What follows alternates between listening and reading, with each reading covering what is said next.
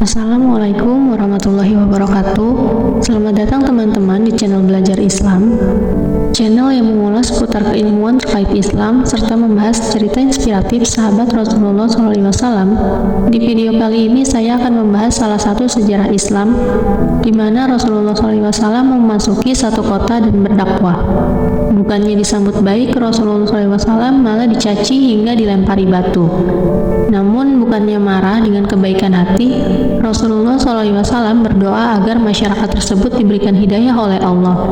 Sebelum kita mulai, jangan lupa bantu support ya channel Belajar Islam ini dengan subscribe dan share video sebanyak-banyaknya, dan jangan lupa untuk di like juga ya, agar saya lebih bersemangat lagi dalam mengulas ilmu terkait Islam.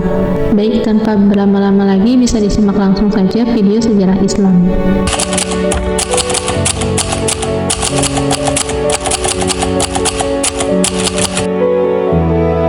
Kota Taif merupakan salah satu kota di Provinsi Mekah, Arab Saudi yang terletak di tenggara dari kota Mekah. Salah satu yang terkenal dari kota Taif adalah produksi mawarnya, yang membuat kota ini dijuluki Kota Mawar. Kota Taif adalah kota besar ketiga setelah kota Mekah dan Madinah. Kota ini berada di sebelah tenggara Mekah yang berjarak sekitar 75 mil. Kota Taif didiami oleh suku Saqif atau Bani Saqif, menyimpan sejarah keislaman sebab Rasulullah SAW pernah mendatangi kota tersebut untuk berdakwah. Mengutip dari buku Sirah Nabawiyah karya Abul Hasan Ali Al-Hasani An-Nadwi, nama Taif diambil dari keberadaan pagar atau tembok yang mengelilingi kota tersebut. Kota Taif dihuni oleh orang-orang kaya dan para pemuka kaum Quraisy yang membangun istana-istana di sana. Namun, kekayaan yang melimpah tersebut justru mengakibatkan kerusakan moral masyarakat. Orang kaya yang tinggal di kota Taif dikenal gemar melakukan perbuatan riba, zina, dan meminum khamar. Kota Taif memiliki sumber air yang melimpah, tanah yang subur, pepohonan yang berbuah lebat, sehingga di kota itu banyak pembuatan khamar atau minuman anggur. Keadaan tersebut masih ada, isunya hingga saat ini. Orang-orang dari suku Bani Saqif memegang kepemimpinan di kota Taif. Suku Bani Saqif juga menjadi salah satu suku terbesar di Jazirah Arab yang diakui kekuatan dan kekayaannya. Kota Taif pada saat itu menjadi tempat penyembahan Lata, yaitu patung yang disembah dan dijadikan tujuan ritual tahunan. Sementara itu, kaum Quraisy memandang patung Lata sebagai pesaing patung Hubal atau patung milik kaum Quraisy yang paling besar. Keadaan penduduk kota Taif kurang lebih hampir sama dengan penduduk Quraisy yang menyembah patung. Hal tersebut membuat Rasulullah SAW memilih kota Taif sebagai tujuan dakwahnya, setelah ia dihina dan mendapat kekerasan dari kaum Quraisy di Mekah.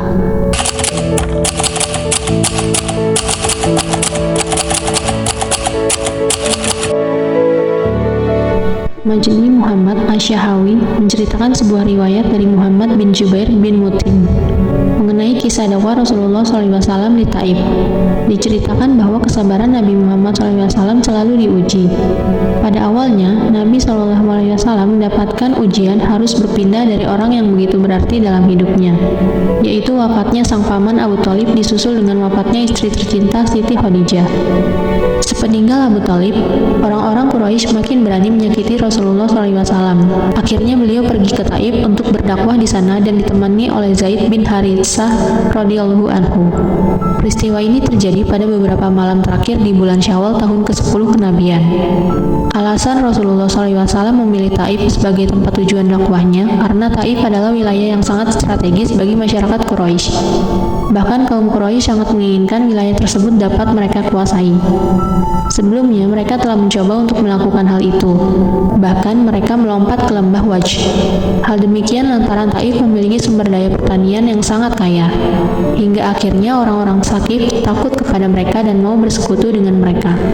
Selain itu, kedatangan Rasulullah SAW ke kota Taif untuk berdakwah bisa jadi disebabkan karena kota Taif merupakan pusat kekuatan dan kepemimpinan yang kedua setelah Mekah, atau sebab paman-paman beliau berasal dari Bani Saqif. Muhammad bin Umar Al-Waqidi mengatakan pula Rasulullah SAW tinggal di Taif selama 10 hari, dan tidak seorang pun dari pemuka Taif yang tidak didatangi oleh Rasulullah SAW dan disampaikan dakwah. Namun tidak seorang pun dari mereka yang mau memenuhi dakwah beliau. Hal itu dikarenakan mereka khawatir jika dakwah dari Nabi Muhammad SAW akan mempengaruhi kalangan muda mereka. Hingga hingga akhirnya mereka mengusir Rasulullah SAW dan mengatakan, "Wahai Muhammad, pergilah engkau dari negeri kami dan carilah pengikutmu di tempat lain." Lalu para penduduk Taif pun mulai menghasut orang-orang yang bodoh agar mengusir Rasulullah SAW. Akhirnya mereka pun melempari beliau dengan bebatuan, hingga kedua kaki beliau menjadi terluka dan berdarah. Zaid yang saat itu menemani dakwah Nabi Muhammad SAW berusaha melindungi Rasulullah SAW. Ketika meninggalkan Taif dan kembali ke Mekah dengan penuh kesedihan, sebab tidak seorang pun dari mereka yang mau menerima dakwahnya baik dari kaum laki-laki maupun dari kaum perempuan. Rasulullah SAW pun akhirnya memilih untuk singgah di suatu tempat yang bernama Naklah. Di tempat tersebut beliau melakukan sholat tahajud. Malaikat Jibril iba menyaksikan Rasulullah SAW itu terluka fisik dan hatinya.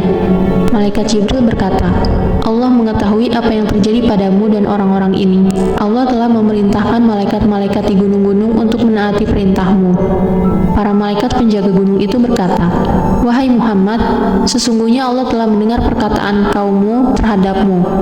Aku adalah malaikat penjaga gunung dan Rabbmu telah mengutusku kepadamu untuk engkau perintahkan sesukamu. Jika engkau suka, aku bisa membalikan gunung yang paling besar ke atas mereka." Nabi dengan lembut berkata kepada Jibril dan malaikat penjaga gunung, "Walaupun mereka menolak ajaran Islam, aku berharap dengan kehendak Allah, keturunan mereka pada suatu saat akan menyembah Allah dan beribadah kepadanya." Nabi bahkan berdoa yang artinya, "Ya Allah, berikanlah petunjuk kepada kaumku, sesungguhnya mereka tidak mengetahui." Namun, di balik kesulitannya berdakwah, Rasulullah SAW dapat membuka hati salah seorang penduduk Taif. Ketika melakukan perjalanan pulang sebelum sampai di kota Mekah, Nabi Muhammad SAW beristirahat sambil membersihkan lukanya di suatu perkebunan anggur milik Utbah dan Syaibah, anak Rabi'ah. Setelah Rasulullah SAW sampai di kebun milik Utbah bin Rabi'ah, kaum penjahat dan para budak yang mengejarnya berhenti dan kembali. Tetapi tanpa diketahui, ternyata beliau sedang diperhatikan oleh dua orang anak Rabi'ah yang sedang berada di dalam kebun. Setelah merasa tenang di bawah naungan pohon anggur itu, Rasulullah SAW mengangkat kepalanya seraya berdoa. Mendengar doa Rasulullah SAW dalam hati, kedua anak lelaki Rabi'ah pemilik kebun itu tergerak. Mereka merasa iba. Mereka memanggil pelayannya yang bernama Adas dan menyuruhnya mengambilkan buah anggur dan memberikannya kepada Rasulullah SAW. Ketika Adas meletakkan anggur itu di hadapan Rasulullah SAW dan meminta beliau untuk memakannya, Rasulullah SAW mengulurkan tangannya seraya mengucapkan Bismillah. Kemudian dimakannya. Adas terkejut mendengar ucapan Rasulullah. Nabi pun menceritakan bahwa dirinya adalah seorang nabi yang diutus Allah untuk menyampaikan agama Islam seperti halnya nabi sebelumnya. Seketika itu juga Adas berlutut di hadapan Rasulullah SAW, lalu mencium kepala, kedua tangan, dan kedua kaki Nabi. Adas lalu menyatakan diri masuk Islam dengan mengucapkan dua kalimat syahadat. Subhanallah, begitu mulia sifat Nabi Muhammad SAW meskipun hatinya terluka. Namun Nabi Muhammad SAW tidak dendam kepada penduduk Taif. Penduduk kota Taif yang terdiri dari suku Thaqif secara keseluruhan memeluk agama Islam sesudah Fatuh Mekah, tepatnya setelah berakhirnya Perang Hunain pada tahun ke-8 Hijriah. Sejak saat itulah kota Taif dan penduduknya dari suku Thaqif menjadi kaum yang beriman. Mereka melaksanakan ajaran Islam dengan ikhlas, tulus, dan juga sukarela.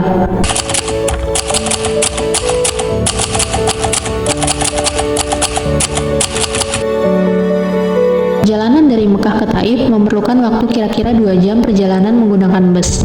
Kondisi jalan menuju ke daerah itu, sebagaimana jalan-jalan besar di Saudi Arabia, cukup bagus, sehingga bisa dibayangkan jarak itu memang cukup jauh. Rasakan sama jarak antara dari Mekah ke Jeddah dan dari Mekah ke Taif, hanya arahnya saja yang berlawanan.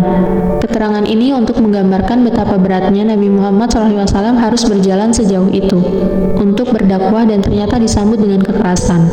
Sekarang ini banyak orang berdatangan ke Taif bukan untuk berdakwah, melainkan untuk bersenang-senang, berekreasi, menikmati keindahan wilayah itu. Gunung di Taif berjajar-jajar dan bebatuan yang tampak keras diperindah dengan dibangun jalan yang berkelok-kelok. sehingga dari kejauhan tampak sangat indah. Pada gunung-gunung itu tidak ada tanaman kayu sebagaimana di Indonesia, sehingga banyak mobil yang lalu lalang dan saling menyalip di tebing-tebing gunung itu tampak menambah keindahannya. Untuk menikmati keindahan tempat itu, di Taif juga sudah dibangun kereta gantung yang panjangnya hingga beberapa kilometer, menghubungkan antara bawah gunung hingga puncaknya.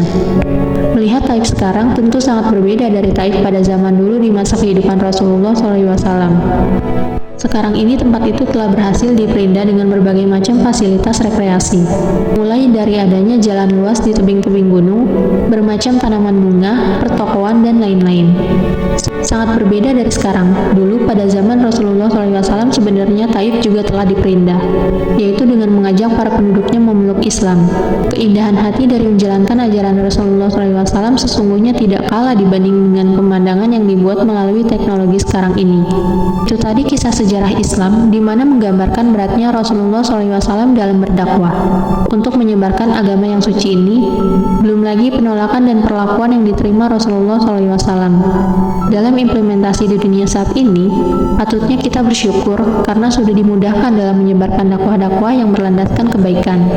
Maka patutlah kita menggunakan teknologi yang canggih ini untuk terus berdakwah, atau setidaknya menyebarkan kebaikan. Jangan menggunakan media untuk menyebarkan provokasi dan kebencian.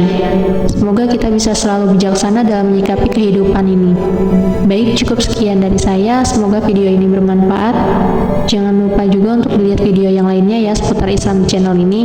Mohon maaf jika ada salah pengucapan. Akhir kata saya ucapkan terima kasih. Wassalamualaikum warahmatullahi wabarakatuh. Sampai jumpa di video berikutnya ya.